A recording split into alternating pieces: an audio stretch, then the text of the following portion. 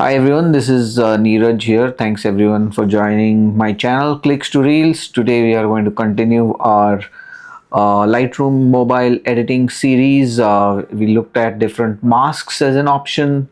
We looked at some advanced masks. We'll also, if you remember, we took the kingfisher and we actually painted the beak.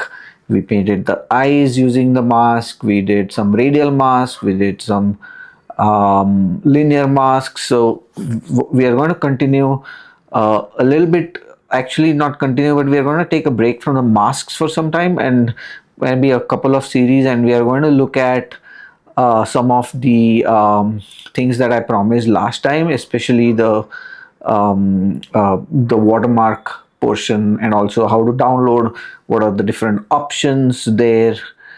So I'm going to go ahead and launch Lightroom, and we are going to open the same kingfisher photo that we looked at. So I encourage everyone to open that and look at it with me. So here is the kingfisher. This is where we left. If you remember, we saw the masks. We did the mask, the background mask, the subject mask. We did the linear mask. We did what else did we do? We did another linear mask here, and then we did the beak and other things, right? So now we're gonna just accept it, and what we are going to do is go to this icon here which shows like an upload icon. So here you see there are different options. You see copy, save copy to device, shareable link. Actually, unfortunately I clicked the shareable link, but I'm going to save the device, then add border and share. And you can also share the edit process. We won't get into that right now. You can also directly go to Photoshop, Premiere Pro, Instagram, and then there are different share options here which if you click, you see you can airdrop, you can message, you can send it WhatsApp directly. A lot that is really convenient actually for us, all of us. And then there are different options here that you can definitely do. So one of the things I'm going to talk about today is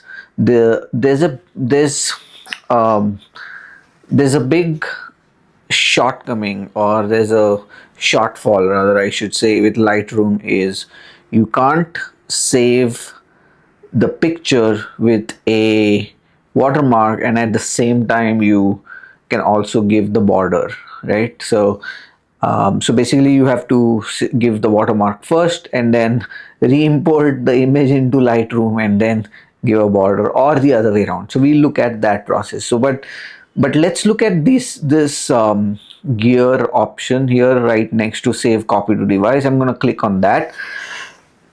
Excuse me. And then you see there are different types, right? So there's JPG, there's AVIF, there is JXL, there's TIFF. So these are the different options you can. Let's right now stick to JPG. You also have options of different size within the JPG. I always choose the largest available dimensions because I think you get a really good resolution there. And then there's small and custom. Custom is when you click on custom, you can kind of give the dimension, etc. But I always go with the largest available. And then the image quality, as you reduce the image quality, the size of the image will also be reduced. So generally when I shoot from my Sony camera, it's a raw file which is roughly 30 to 40 MB, and then when I save this, it kind of goes down to like 10 or 12 MB. So which is, I mean, it retains the quality of the image, which is what I like. All right, so the other thing that what you can do is we're talking about is this watermark thing. So if I, this is like include watermark, yes or no. Right now it's no, but I'm going to say I want to include the watermark, and I'm going to go to the custom option. So here in the custom option I have text and I have graphic, right? So if I go to the text option, you can type whatever you want. Like I have clicks to reels typed here. And then there are different options here for you to play around. Like you can play around with the size, like if you want. I've generally kept it to like um, 14, I think it was, right? And then opacity, I generally kept it at 25. But depending on how you want is significant, you can also keep it to like 100%, so it's like significantly visible, right? So and again, it depends from a picture to picture how you want to keep it. So that's there. And then horizontal offset is, you can move it like from left to right, right to left, and things like that. So I generally keep it at the right bottom corner. Vertical offset is, again, you can move up and down. Some people kind of like it on the image so that people cannot copy. There are different options, so that is how you can do it. So generally I always keep it on the right bottom, so I'm gonna keep it to the right bottom. So just make sure that there are these dots. There are 9 dots. Just make sure that they are within, like, it's within that. So now this is for a darker picture. You see the whitish. You can also have this black, the white and the black, right? So basically it changes the text color. So I'm just going to move it up so that you can see the black one properly. So now I'm in the black one, and then I'm going to also increase the opacity so that you see now it's like right in the middle. Like you see, I can move it.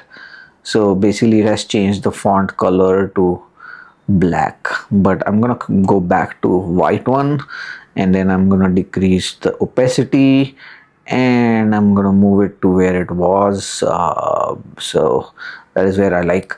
So the good thing is that whenever you save it, and then there are different options like bold and italic and other things that you can do. You can also rotate using this rotate. Like if you see, I'm rotating.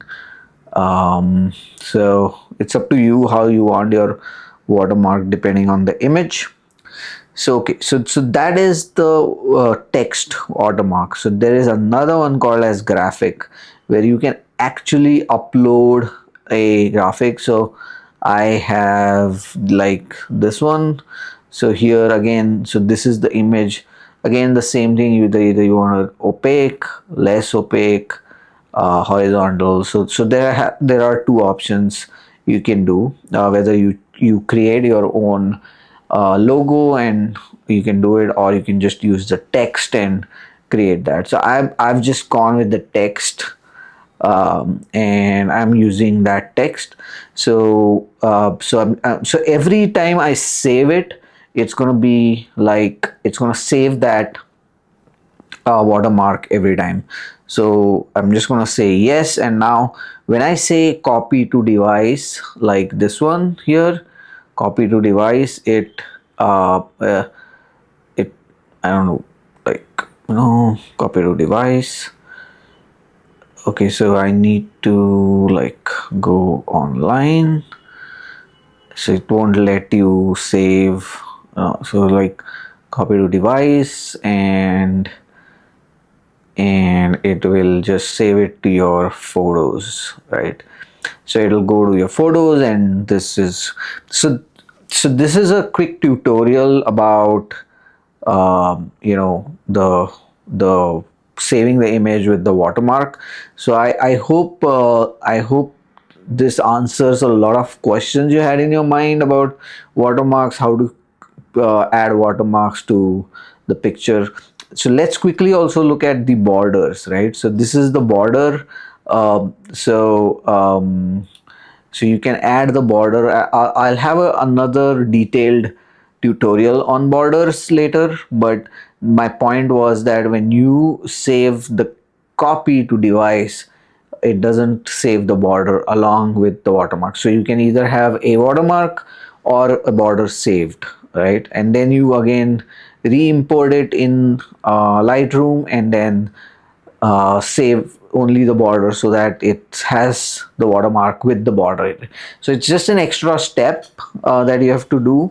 I think a lot of Lightroom enthusiasts have complained Adobe for that, but I don't think it's fixed yet, but hopefully in the near future it will be fixed. So I'm going to stop my recording here for this picture. So so thank you so much for watching, and I think this was a quick tutorial on watermark. Hope you try along different options with watermarks, and let me know if you think you found something really interesting from a watermark perspective. So I would be happy to listen to you or read your comments, and maybe in the next tutorial we can address that as well if you have any questions about that. But stay tuned and keep watching my channel, Clicks to Reels. Thank you so much for joining.